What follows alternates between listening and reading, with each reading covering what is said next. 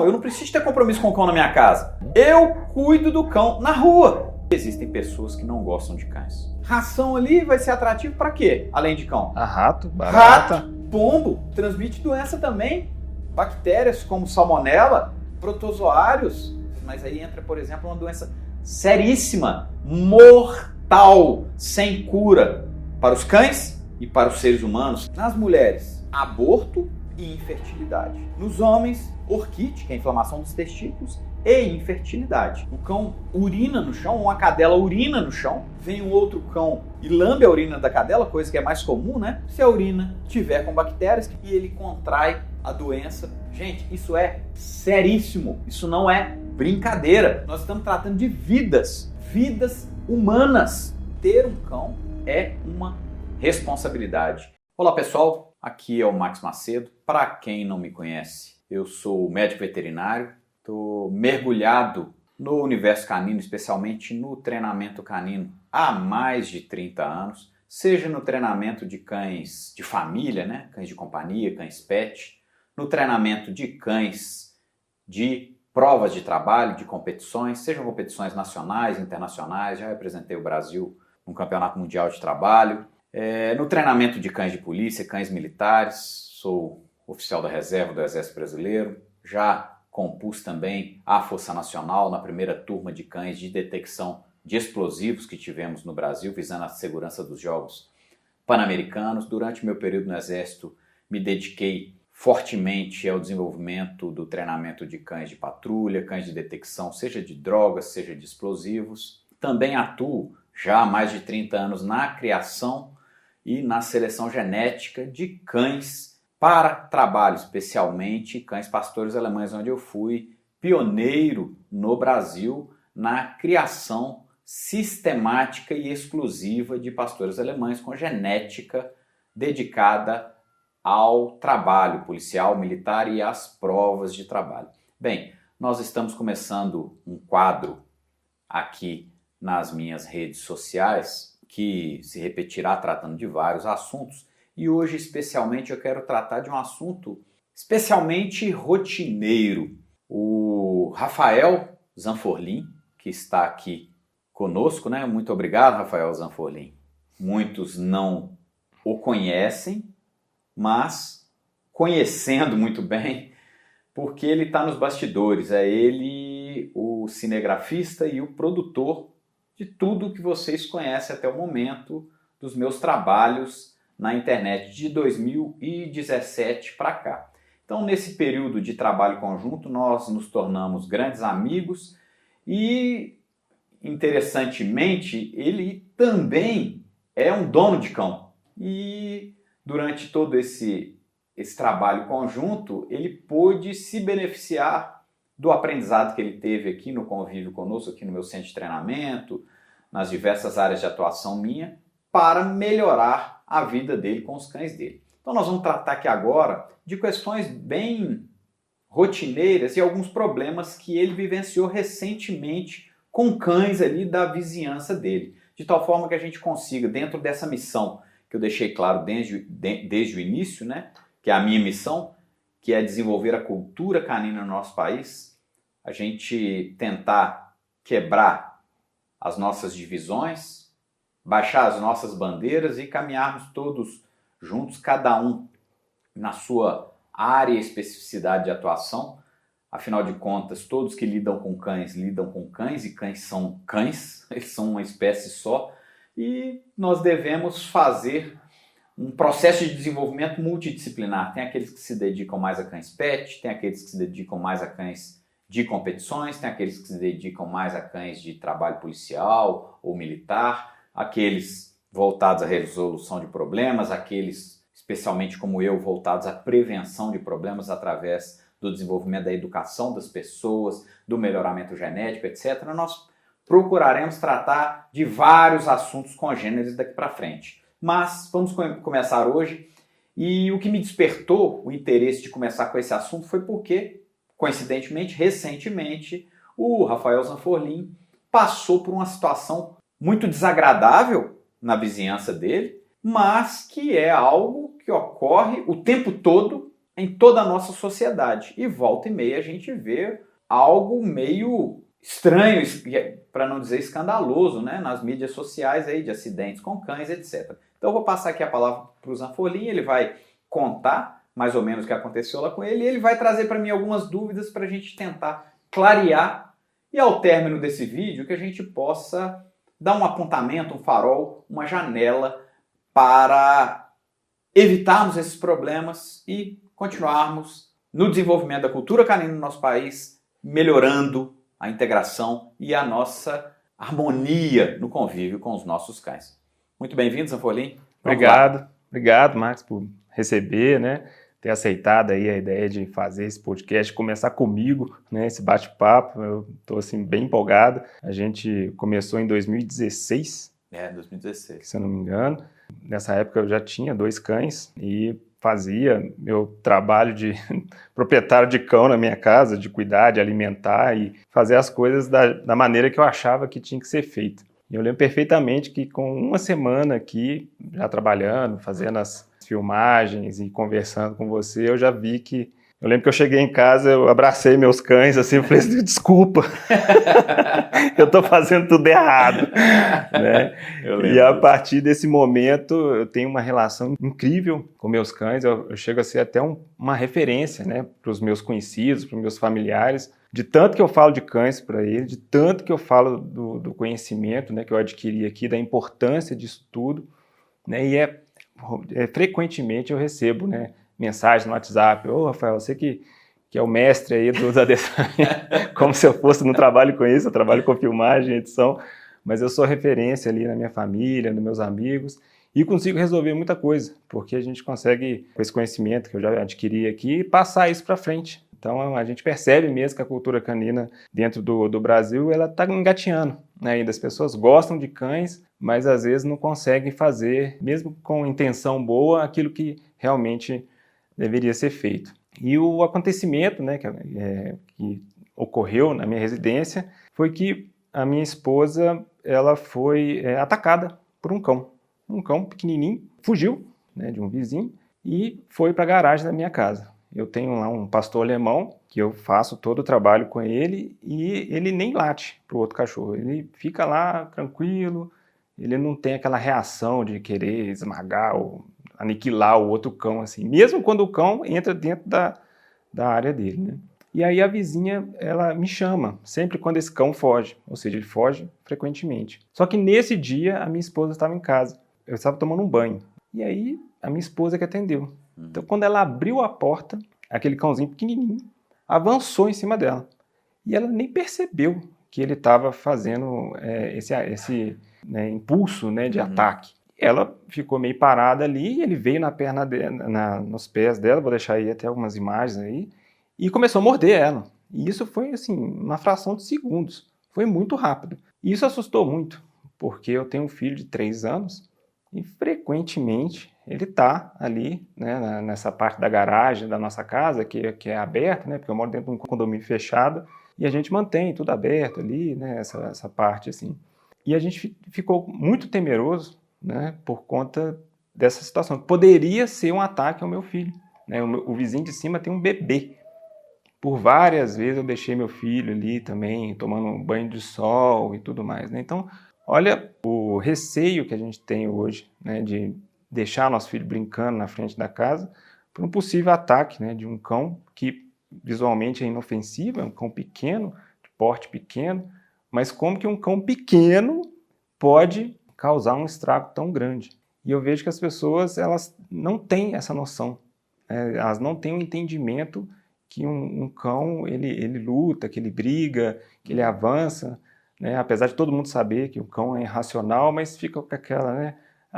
Ele não morde não, ele é dócil, isso e aquilo, né? Então eu queria que você pudesse passar aí para as pessoas, né? Quais que são essa condição, né, do cão, por mais bem cuidado, amado e gentil dentro de casa e dócil com os conhecidos, o que ele pode, de repente, um gatilho ali que pode ativar um ataque, uma perseguição, alguma coisa nesse sentido e machucar alguém. Na verdade, isso é um assunto que antes de ser um assunto canino propriamente dito, de comportamento canino, é antes de tudo um assunto de educação, respeito e procedimentos de segurança. É muito legal ter cachorro. Nasci no meio de cães e outros animais e a gente vê isso generalizado no nosso país, não é de agora, né? Isso faz parte da nossa cultura gostar de animais, mas infelizmente não faz parte da nossa cultura conhecer e conviver com os cães da melhor forma possível. Isso é algo que não compõe a nossa cultura, isso é em decorrência das nossas origens étnicas e sociais, da formação desse nosso povo brasileiro, né? Isso é tudo em decorrência das nossas origens. Mas isso não pode servir de justificativa para que a gente continue a se comportar dessa forma. Então, repito, ainda não comecei a falar de comportamento canino. Vamos falar do problema inicial. O problema inicial é de educação, respeito e de segurança. Apesar de uma grande parcela da sociedade gostar demais de cães, mas primeiro nós temos que entender que existem pessoas que não gostam de cães. É a primeira coisa. E nós temos que respeitar as pessoas não gostarem de cães ou as pessoas terem medo de cães. Mas além disso, a gente tem que respeitar o limite das outras pessoas, respeitar a possibilidade das outras pessoas não saberem lidar com cães. Pode ser que um cão não seja, em primeira mão, agressivo ou perigoso, mas em decorrência da forma com que essa pessoa se comporta quando se depara com o cão ou se assusta ou dispara um gatilho de agressão e o cão parta para a agressão por causa da reação da pessoa. E essa pessoa não tem a obrigação de conhecer como se comportar frente a um cão. Cada um tem o direito de fazer o que quiser. E a gente, quando tem a responsabilidade sobre o animal, e especificamente o cão, a gente tem que entender que não é só usufruir dessa amizade que nós temos com o cão. Todo bônus tem um ônus. E o ônus aí é respeito ao outro ser humano, é tentar conhecer melhor os nossos cães e tomar as medidas de segurança. Uma coisa que eu sempre falo, onde quer que eu esteja, eu sempre ensino: cão na guia. Ou se o cão está solto no quintal, naturalmente, nosso quintal ou nosso jardim tem que oferecer segurança. Lógico, né? Eu não quero ser aqui falso moralista, porque todos nós podemos falhar. Acontece às vezes, sei lá, o portão não ficou bem fechado. Pode acontecer. Não deve, mas pode acontecer. O portão não foi fechado. Já aconteceu comigo do cachorro fugir porque meu filho deixou de bobeira o portão entreaberto e o cachorro fugiu. Então, isso aí são acidentes. Sim. Agora, o grande problema é que nós vemos muitas pessoas tendo isso como uma conduta normal, porque acreditam que isso é normal, e também pessoas que, por não darem o devido valor aos riscos, não dão o devido valor de empenho para evitar esses riscos, de ter um bom cercamento, de ter um bom canil. E as pessoas acham isso normal, o cachorro sair da minha casa e ir na casa do outro e urinar na roda do carro do outro. Eu não falei nem de um acidente, eu falei de sujeira. É desrespeito. Então a gente está desrespeitando ao outro ser humano. Às vezes a outra pessoa tem um outro animal, tem um gato. E o gato vai ficar em pânico quando vê o cão. Às vezes tem uma criança ali que tem pânico. Então nós temos que entender que queremos ter cães? Nós temos que assumir a responsabilidade total. Não só do bônus, do prazer, né, de conviver com o cão, mas do ônus. Propiciar segurança para ele, para que ele não fuja à rua. Não fugindo à rua, não atacando ou amedrontando ou desrespeitando outras pessoas, não fazendo sujeira, não mexendo em lata de lixo, etc., como é tão comum. Mas também para a sua própria segurança. Um cachorro fugir, ele pode ir para a rodovia, pode ir para a rua, ser atropelado, e ele sendo atropelado, não só a integridade física dele está em jogo, mas a integridade física daquele motorista, daquela família, que pode sofrer um acidente, ou pode, para desviar do cão, atropelar uma pessoa na calçada. Então é uma série de possibilidades que a gente não pode desprezar. Segurança. Na rua, cão, sempre na guia. No quintal ou no jardim, cerca bem feita. uma visita, sei lá, um prestador de serviço, uma coisa assim, vai visitar a sua casa, prende o cachorro no canil ou numa caixa de transporte, aí vai a educação do cão, né? As pessoas hoje têm tanta, não pode pôr numa caixa de transporte, pode pôr num canil. Não tem nada disso não. É tudo questão de educação. Educação nossa e educação dos cães. E aí eu quero que você prossiga aí nas suas indagações, porque agora eu dou uma explanação geral. A minha grande preocupação é essa, né? São os cães que são muitas vezes criados na rua. Tem donos, né? As pessoas alimentam, dão um abrigo, mas a porta está aberta mesmo. Muitas vezes cães de rua mesmo que aparecem, são alimentados e aí eles vão ficando por ali, às vezes procriam. Esse acontecimento com a minha esposa foi recente, mas a gente já sabe de outros casos que aconteceram, né? E aconteceu comigo já várias vezes de estar passeando com o meu cachorro na guia e esses cães de rua, por menor que seja, né? Eu tenho um pastor alemão, né? Ele tem quase 40 quilos, é um brutamontes mesmo, assim, em relação aos outros. E aqueles cachorrinhos juntos, viram a gangue e vem, você não consegue passear, né? Várias vezes eu com meu filho no carrinho também, tá lá andando com ele na rua, aí vem um cachorrinho latindo, nhec, nhec, nhec, nhec. Querendo ou não, ele tá ameaçando. Eu acho que tem essa questão, né, do territorialismo, né? Então, quanto mais você se aproxima ali da região dele, da área dele, mais agressivo ele fica. Então, assim, essa consciência mesmo de sou protetor canino, gosto de cães, né? Mas qual que é a questão até de zoonose, de urinar, de fazer fezes, né?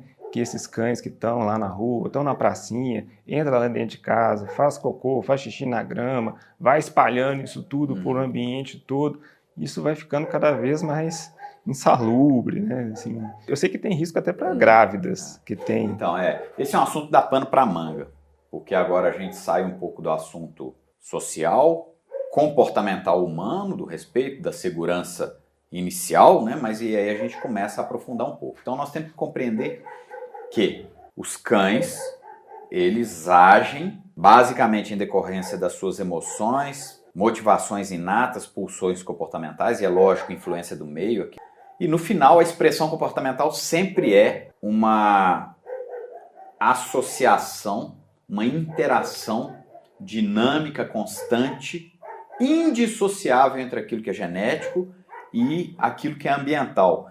Para aqueles que conhecem um pouquinho de biologia, olha que compreensão interessante. A influência do meio, ela se inicia muito antes do que talvez a maior parte das pessoas possam imaginar. A influência do meio naquele indivíduo, ela inicia já ali na transcrição das informações que vêm nos genes, na fita de DNA, pela fita de RNA. Então, aquela fita simples de RNA que faz a transcrição para a produção das proteínas e para o desenvolvimento, né, das características, ali já é considerada, a partir daquele momento já é considerada a primeira influência do meio naquilo que é genético. Pois bem, quando a gente tem cães na rua, sejam cães de proprietários que fogem para a rua, que oferecem esses riscos como esse que você relatou, ou algo que tem sido muito comum atualmente, em alguns locais, as pessoas não só terem esses cães, mas achar que a rua é extensão do lar deles. Mas pior do que isso, agora a gente está entrando em algo que é uma moda que não é só no Brasil, que é mundial, é o chamado cão comunitário. E é tudo muito romântico, é tudo muito bonito. As pessoas acham, não, eu não preciso ter compromisso com o cão na minha casa. Eu cuido do cão na rua. Peraí, você gosta de cão? Você quer cuidar do cão? Ótimo! Lindo isso! Parabéns, né? Leva para dentro de casa. Assuma o compromisso com ele de dar proteção a ele, proteção às outras famílias contra qualquer tipo de acidente ou incidente que ele possa promover, seja por ataque, por agressão ou mesmo num eventual atropelamento, ou, como eu citei, o motorista evitar o atropelamento, acabar se acidentando, um motociclista, ou acabar acidentando outra pessoa no que ele vai desviar do cachorro. Essas coisas todas qualquer um pode começar a imaginar, mas nós temos que entender que cães criados na rua, não é possível termos o mesmo controle educacional, social e sanitário deles como nós temos aquele cão que está sob nossa guarda, dentro da nossa propriedade, dentro do nosso quintal, dentro da nossa casa. E aí aquela pessoa que tem um cão em casa, que tem cuidado, aqui, por exemplo, na nossa região de Belo Horizonte, que é uma região endêmica, só vou citar um exemplo, da leishmaniose visceral. E aqui é obrigatório, se você quer cuidar do seu cão e quer minimizar os riscos, não só dele contrair uma doença dessa, como ele passar para outros cães, como ele inclusive passar para seres humanos, é obrigatório que ele tenha uma coleira repelente. Existem alguns modelos comerciais aí no mercado, né? De uma coleira repelente específica contra o mosquito da leishmaniose, que é a melhor forma de se prevenir tanto a infecção quanto inclusive a transmissão horizontal dessa doença. Como que a gente vai fazer esse controle em cães de rua?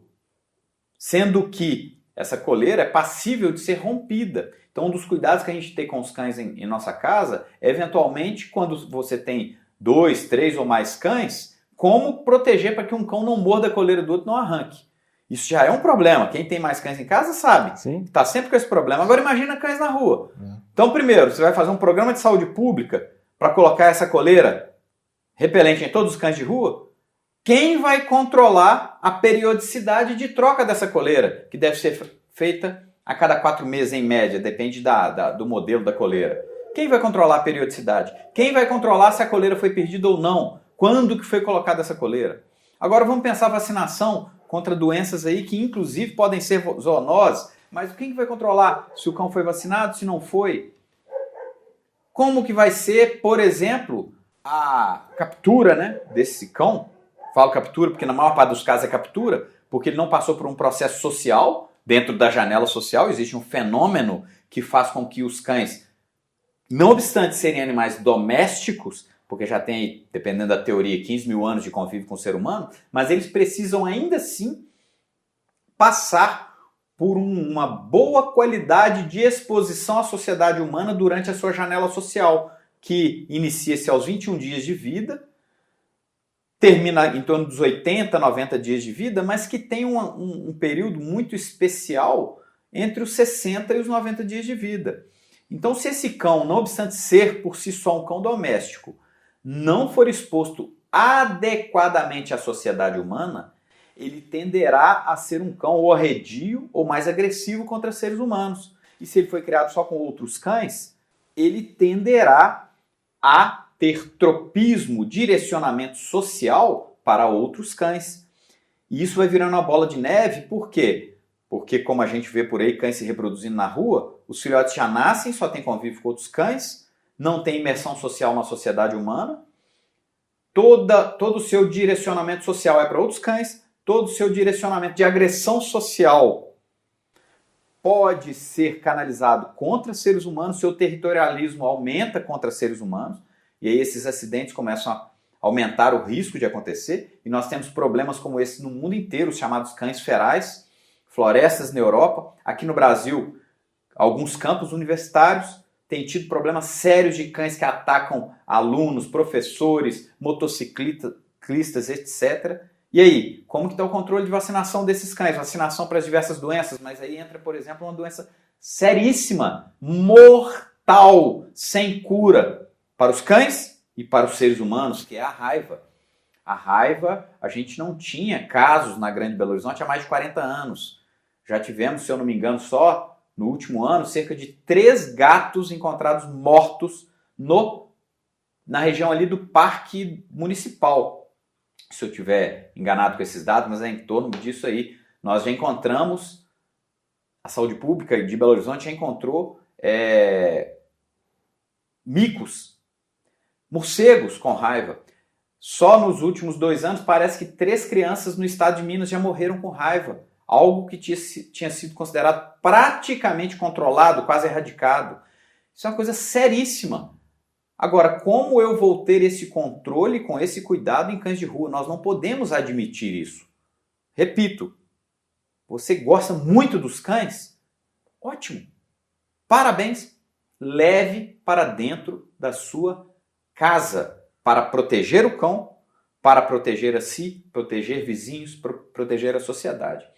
E aí só um outro fator interessante que é objeto de de dedicação minha nos últimos anos, já que eu sou criador, né? É uma doença que eu não dava devida importância, a não ser nos protocolos de rotina, quando a gente vai reproduzir cães, que é fazer exame dos reprodutores das matrizes, sempre antes dos cruzamentos, que é a brucelose. A brucelose é uma doença causada por uma bactéria, ela tem tipos diferentes de bactéria, dividido basicamente pelo tipo de parede celular. Tem algumas bactérias de parede rugosa, alguns grupos de parede rugosa, outros grupos de parede simples, parede lisa. E ela dá em bovinos, ela dá em outras espécies, em ovinos e também em cães. Existem espécies diferentes de bactérias mais adaptadas a determinadas espécies. E ela é uma zoonose, ela transmite também ao ser humano. Os sintomas básicos dela para as diversas espécies são, nas mulheres, aborto e infertilidade. Nos homens e nas outras espécies, nos machos, orquite, que é a inflamação dos testículos, e infertilidade. E, eventualmente, um homem que adquire essa doença, que é infectado com essa doença, tem um orquite, ele pode transmitir para a esposa dele, que vai ter um aborto. E, a princípio, essa doença não tem cura. É muito difícil se combater essa bactéria, seja no ser humano, seja nos animais. Sobretudo, não só pela dificuldade dos antibióticos terem ação contra essa bactéria, em decorrência do tipo de patogenia, como a bactéria se desenvolve dentro do organismo, mas inclusive pela dificuldade que a gente tem de diagnóstico. Uma, por essa diferença que tem, parede lisa e parede rugosa. Os tipos de antígeno que os laboratórios têm detectam apenas um tipo e não o outro.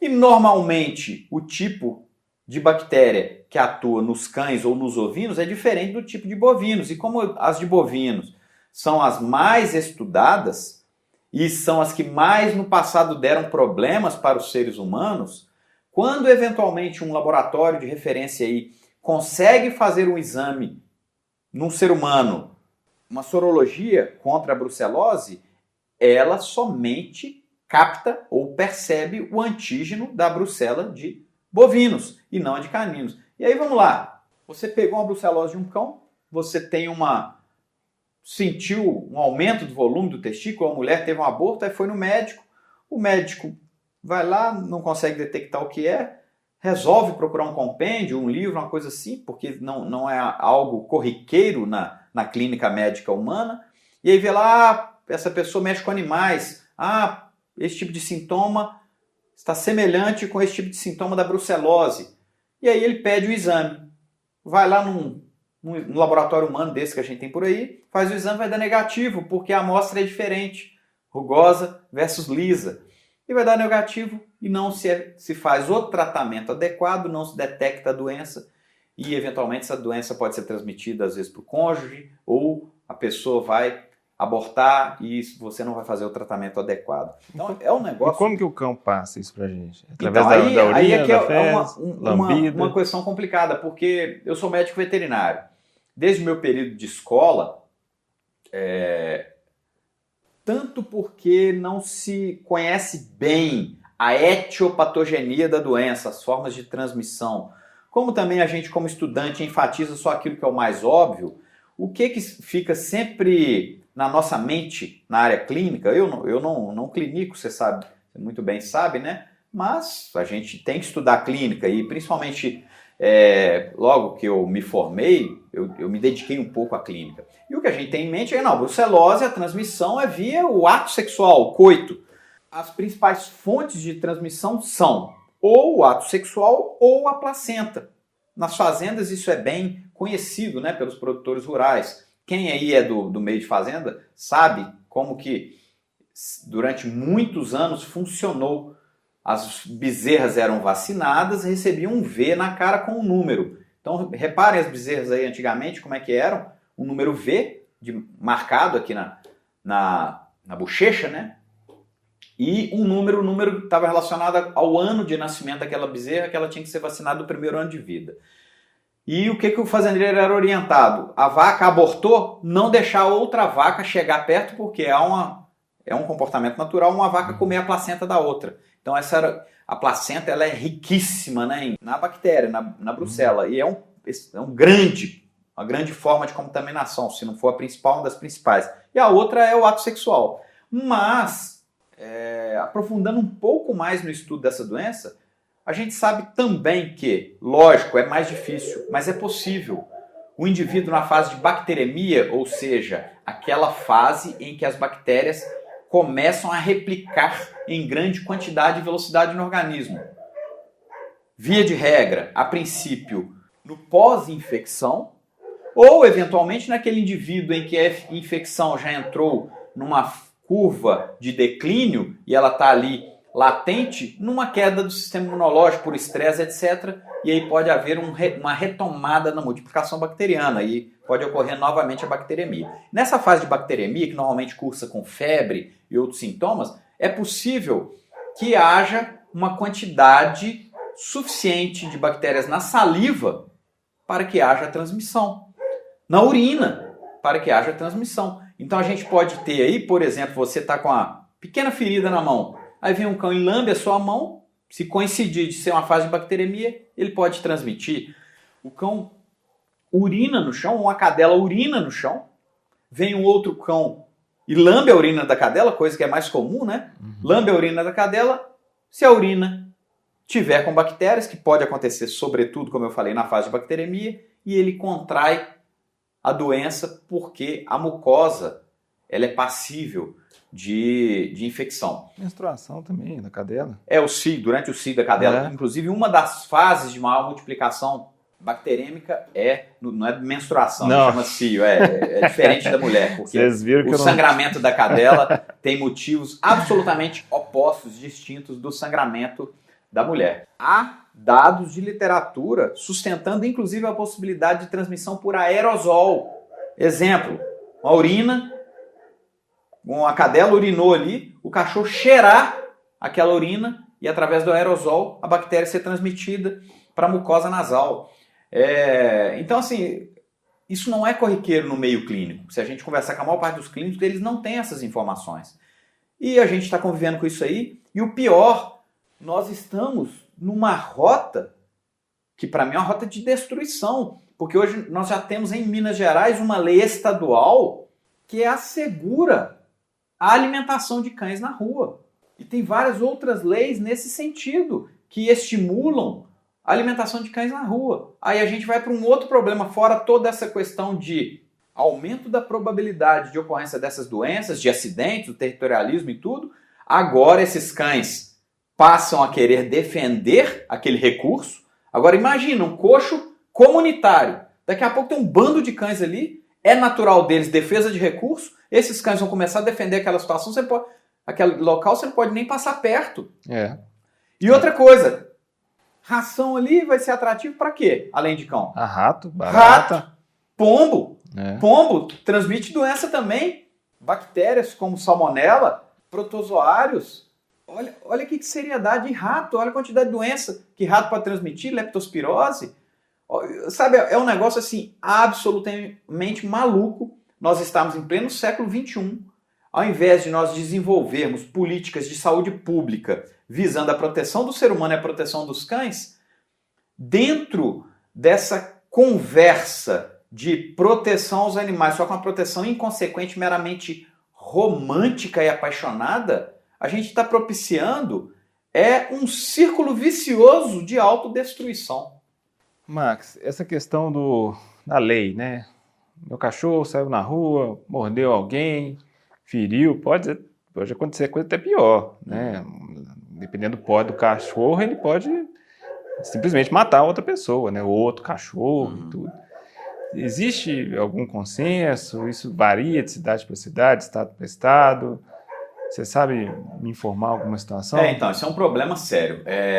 Durante os anos 90, principalmente, né? Começaram a surgir leis mais pragmáticas no sentido de evitar esse tipo de problema. Porque até aquela época a maior preocupação era com o ser humano.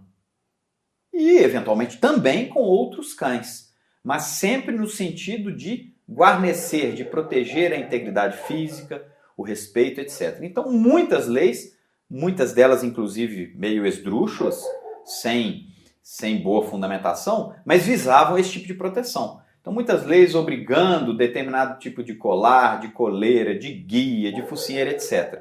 Não obstante, muitas delas serem até meio exageradas, mal elaboradas, esse era o foco, era a proteção. Por incrível que pareça, de meados dos anos 2010 para cá, né, 2005, 2006, 2007, começaram a surgir outras leis. Proibido usar tal colar, proibido usar tal guia, proibido usar focinheira. Nós estamos entrando numa loucura. Agora pega aí um Fila, um Rottweiler, um cão, às vezes com um enorme potencial agressivo. Não, mas você tem que passear com um cão de peitoral. Que loucura! Eu quero ver o que vai acontecer, e já tem lei assim em Belo Horizonte. A visão sobre bem-estar, ela está absolutamente enviesada. Quando a gente vai para os estudos de bem-estar animal, se é que nós podemos elencar um princípio básico de análise do bem-estar, pergunte ao sujeito. Então, quando nós vamos avaliar se o indivíduo está se sentindo bem ou não, eu não tenho que avaliar sob a minha ótica. Eu tenho que avaliar se ele está se sentindo bem, porque é bem-estar animal, não é bem-estar do ser humano.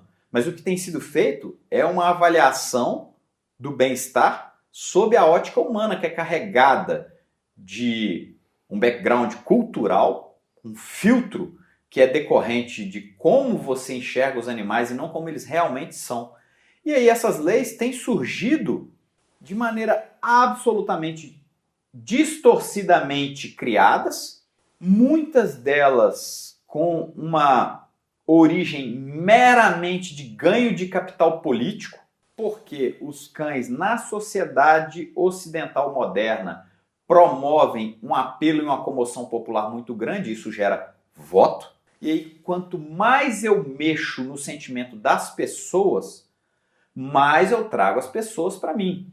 E aí o que se tem feito é o contrário de criar leis que favoreçam o bem-estar animal. Na verdade, essas leis estão promovendo, em muitos casos, mal-estar animal e dificuldades consequentes de vivência desses animais na nossa sociedade. O que vai ser daqui para frente em Belo Horizonte, se essas leis realmente vigorarem, eu não sei. A hora que começarem, primeiro, eventualmente, acidentes, porque não se controlam mais os cães, porque agora os cães não podem usar colar. Agora imagina um Fila ou um Rottweiler.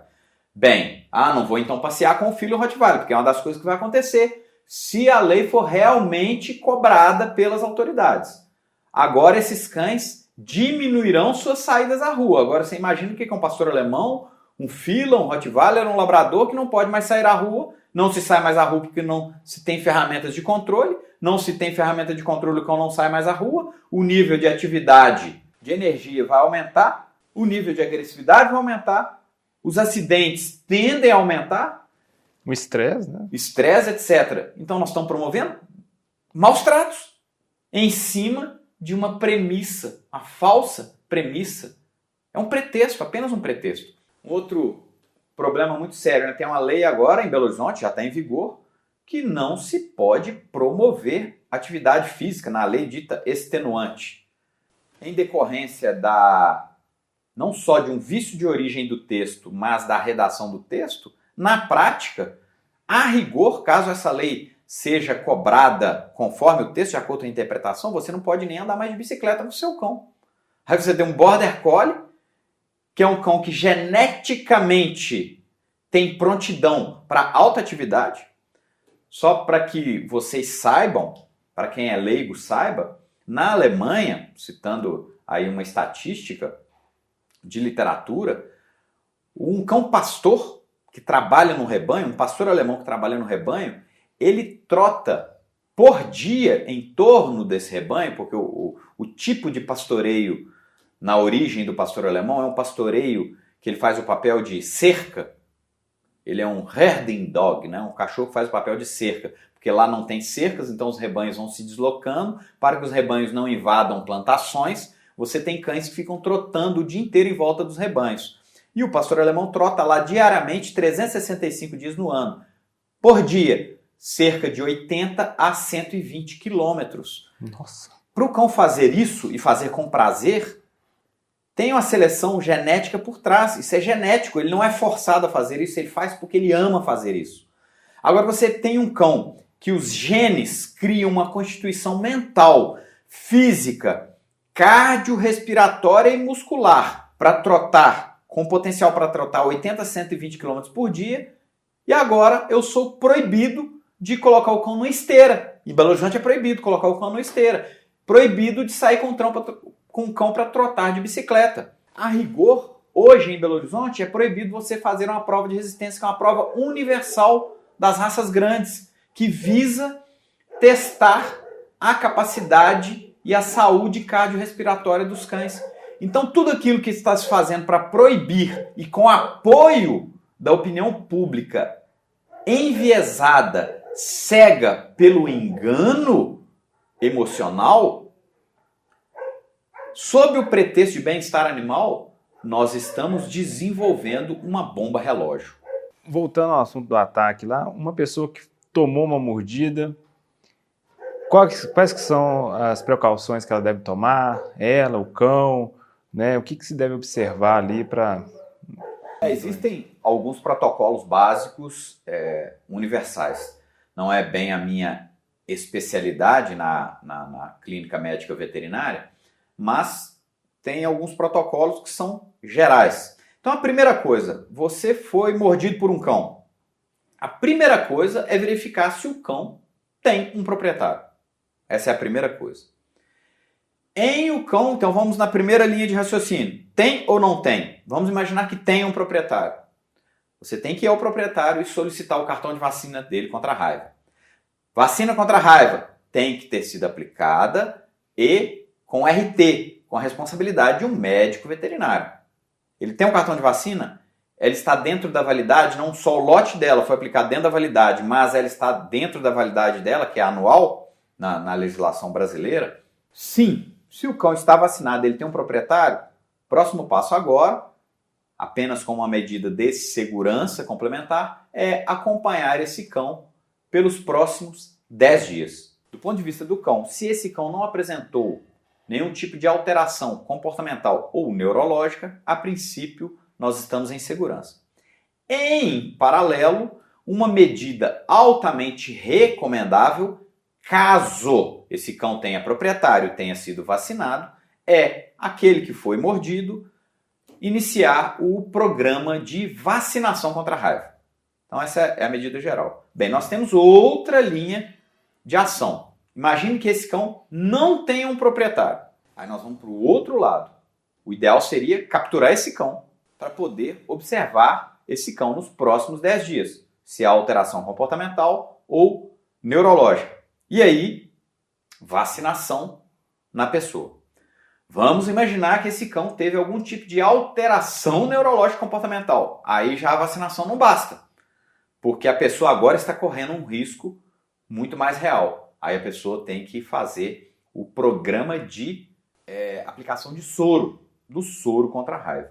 Então você tem medidas diferentes para serem tomadas de acordo com o quadro. Então o cão tem proprietário? Não tem? Tendo proprietário, foi vacinado? Não foi? Você tem condição de acompanhar esse cão? Não tem? Se você foi mordido, mas o cão fugiu, não tem jeito. A única coisa a ser feita é correr para o hospital e tomar o soro contra a raiva. Gente, isso é seríssimo. Isso não é brincadeira. Nós não estamos aqui brincando de meu cãozinho, meu amor. Nós estamos tratando de vidas. Vidas humanas. E para aqueles que acham que vidas caninas são mais importantes que vidas humanas, infelizmente, temos pessoas que assim pensam. Mesmo para aqueles que assim pensam, entendam, vidas caninas morrerão por esse tipo de falta de cuidado. Ah, eu vou cuidar do cão na rua? Você está expondo, na verdade, esse cão na rua. Então, se você gosta de cão de verdade, receitinha, traga o cão para dentro de casa e cuide dele da forma adequada. Max, então para finalizar, uma família que deseja, né, que entendeu, né, sobre essa questão dos cães, né, que eles podem se tornar agressivos, né, essa questão da fuga, esse problema de morder outras pessoas, até em casa, morder outros cães, né? Qual que é a linha que a pessoa pode procurar, né, de entendimento sobre a cultura canina, né?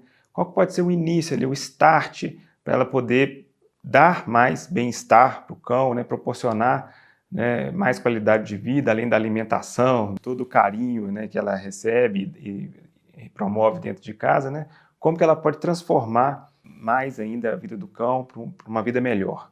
Então, muitas pessoas acham que vão adquirir um cão ou adotar um cão e que não vão ter problema. Outras pessoas acham que é melhor esperar aparecer o problema para tentar uma solução. Outras pessoas acham que esse problema talvez vá aparecer, mas que contratando um profissional esse problema vai ser resolvido. Mas as coisas não são bem assim. A profissão do treinador, sobretudo nos países do Novo Mundo, é uma profissão extremamente importante, em decorrência disso que eu falei no início do nosso bate-papo aqui, de nós, especialmente no Novo Mundo, nas Américas, mas alguns outros países, como por exemplo na Ásia e mesmo na Europa, os países da Península Ibérica, não serem países que têm o cão como um animal constituinte de sua cultura. E em decorrência disso a gente tem muitas dificuldades no convívio com esse cão, principalmente na medida que a gente traz ele cada vez mais para dentro da nossa casa. Isso não era um problema grande até principalmente os anos 50, quando os cães eram animais de fazenda ou animais meramente de quintal, fica para lá e eu para cá. Mas depois dos anos 50, com o aumento da urbanização e com a verticalização das cidades, os cães passaram a fazer cada dia mais parte do nosso dia a dia, da nossa vida. E, naturalmente, os problemas tendem a aumentar, sobretudo quando a gente não sabe prevenir os problemas. O foco fica sempre naquele negócio de resolver problema, né? Lógico, naturalmente você tem problema, você tem que tentar resolver. Mas nós temos que pensar primeiramente na prevenção. Tal como na medicina humana, que tem a medicina clínica e curativa, mas também tem a medicina preventiva. Nós temos que entender na medicina humana que a medicina preventiva, ela começa, por exemplo, em coisas que nem todo mundo para pensar, como no saneamento básico. Então, quando um governo, um estado cuida do saneamento básico, ele está atuando na medicina preventiva, evitando doenças. Nos cães, a gente também tem que atuar na medicina preventiva. E a medicina comportamental preventiva, ela vem muito antes. Ela vem muito antes do que muitos talvez possam imaginar. Basicamente, ela vem, ou deveria vir, na genética. Quando a gente cuida da genética, se é que isso é possível, nós estamos cuidando do bem-estar, sobretudo das gerações vindouras. Citando alguns exemplos, o medo de tiro, de estampido, de rojão, de trovão, etc., ele tem a sua origem em 2 genes. Um gene no cromossomo 7 e um gene no cromossomo 18. Tem um trabalho de grande impacto relativamente recente, de 2019, da Universidade de Helsinki, que desvendou esse mistério, né, da síndrome da fobia a ruídos. E é interessante que esses genes são análogos a genes humanos que causam nos seres humanos também diversos tipos de fobias a ruídos, etc. Só se tem um caso. E essa fobia a ruídos, que é influenciada inicialmente por esses 2 genes, ela atinge entre 20% a 45% da população canina mundial. Então, se a gente tem um cuidado com a seleção genética, nós estamos prevenindo problemas das gerações vindouras. Você que conhece aqui os meus cães, você sabe que dia de jogo, Copa do Mundo, passagem de ano e tudo, meus cães estão dormindo. Pode estar o mundo caindo, explodindo foguete para tudo quanto é lugar, que meus cães estão dormindo tranquilamente. Isso não é treino, isso é genética. O ambiente pode desencadear problemas, sim, sobretudo se você já tem os genes de prontidão ali. Na verdade, o ambiente vai desencadear algo que, na maior parte dos casos, já estava ali adormecido, só aguardando um gatilho ambiental. Se tem apenas um dos prováveis problemas, mas se nós temos doenças neurológicas, como, por exemplo, a mielopatia degenerativa, que é uma doença muito frequente em boa parte dos cães maiores, do tamanho do pastor alemão, do malinois, etc., e que já de pouco mais de uma década para cá, nós sabemos que é causada por um gene autossômico recessivo, ou seja, você consegue evitar esse gene na população, desde que você faça o DNA dos indivíduos e acasalamentos dirigidos no sentido de evitar o encontro de 2 alelos em um mesmo indivíduo. Se você tem um indivíduo que é livre, ele não desenvolverá a doença. Se você tem um indivíduo que é apenas portador, só tem um alelo do gene, ele ou não desenvolverá a doença ou terá uma chance ínfima nas diversas populações de desenvolver a doença. Então, a primeira coisa é pensarmos em amplificar o nosso entendimento sobre como eu faço para, sobretudo, evitar problemas. Basicamente, então, resumindo a partir daí, né, foco no desenvolvimento do conhecimento. O que a gente precisa é conhecimento. Porque se a gente tem conhecimento, nós vamos escolher bem o tipo de cão que a gente vai ou adquirir ou adotar. Tá? A origem, nesse sentido, a forma de aquisição é de menos. O que é mais importante é a consciência de como eu vou adquirir, o que eu tenho que olhar antes de adquirir, e em adquirindo um cão com problema potencial, eu preparar o meu lar para minimizar os riscos de desencadear esse problema ou melhorar as condições de vida, eventualmente, para um cão problemático. E o treinamento em si, não obstante ele ser muito importante, ele é, de certa forma, secundário, porque quanto melhor é a educação básica do meu cão, sobretudo na infância, melhor vai ser o efeito desse treinamento formal mais adiante. Tal como no ser humano, que as famílias que devem ser as responsáveis pela educação de berço dos seus filhos, para que aí sim, quando eles forem para a escola formal, o efeito do ensino formal possa ter o maior benefício possível. E aí quando você pega uma criança que eventualmente não teve a oportunidade de ter uma boa educação de berço, ela vai ser uma criança problema na sociedade ou problema na escola. Então, quanto melhor a educação de base, melhor vai ser o treinamento formal. Isso se o proprietário decidir que isso será necessário. Agora, como que uma família comum vai dar a melhor educação? Isso lá na Europa é simples, porque faz parte da cultura deles. Agora, aqui no Brasil, como isso não faz parte da nossa cultura? Investindo em conhecimento. Seja em leitura, nós temos hoje acesso à leitura, coisa que não tinha até algum tempo atrás, né? Cada vez mais pululam livros na internet. Eventualmente procurar uma consultoria, então chamar o treinador, não para treinar o seu cão, mas para vir na sua casa e te orientar sobre como adquirir esse cão, que tipo de cão que é o mais adequado para a sua casa, se você tem mesmo perfil para ter um cão, se a sua casa tem uma estrutura física mínima para esse ou para aquele tipo de cão. Então, de tal forma que a gente se prepare para a vinda desse cão, tal como quem vai ter filho deve se preparar para a vinda de um filho, né? Uhum.